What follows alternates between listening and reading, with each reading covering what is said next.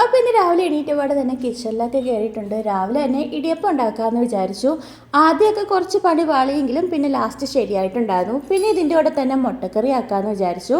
മുട്ട പുഴുങ്ങി റോസ്റ്റ് ചെയ്യുന്നതാണ് ഫേവററ്റ് എങ്കിലും സമയം പോയിട്ടുണ്ടായിരുന്നു. അതുകൊണ്ട് മുട്ട പൊട്ടിച്ചൊഴിച്ച് കറി ഉണ്ടാക്കാമെന്ന് വിചാരിച്ചു.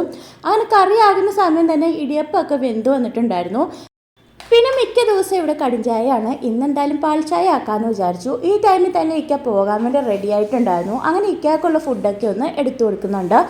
പിന്നെ എനിക്ക് വേണ്ടി തലേദിവസം മിച്ചം വന്ന പൊറോട്ട ഉണ്ടായിരുന്നു. അപ്പോൾ അതും കൂടിയൊക്കെ ഒന്ന് ചൂടാക്കി എടുക്കുന്നുണ്ട്. പെട്ടെന്ന് തന്നെ ചൂടാക്കുന്നുണ്ട്. കാരണം ഇക്കയുടെ കൂടെ ഒന്ന് ഫുഡ് കഴിക്കാമെന്ന് വിചാരിച്ചു. ഒറ്റയ്ക്കിരുന്ന് ഫുഡ് കഴിക്കാൻ ഭയങ്കര മടുപ്പാണ് കേട്ടോ.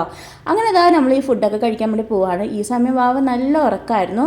പൊറോട്ട ഇച്ചിരി ഹാർഡായിരുന്നെങ്കിലും മുട്ടക്കറി അടിപൊളിയായിരുന്നു. അതുപോലെ എൻ്റെ വീഡിയോ ആദ്യമായിട്ട് കാണുന്നവരാണെങ്കിൽ ലൈക്ക് ചെയ്യാനും ഷെയർ ചെയ്യാനും ഇഷ്ടപ്പെട്ടതിനെ കമൻറ്റ് ചെയ്യാനും മറക്കില്ല കേട്ടോ. പിന്നെ സബ്സ്ക്രൈബ് ചെയ്യാതെ കാണുന്നവരാണെങ്കിൽ ഒന്ന് സബ്സ്ക്രൈബ് ചെയ്ത് സപ്പോർട്ട് ചെയ്യുക. Bye bye.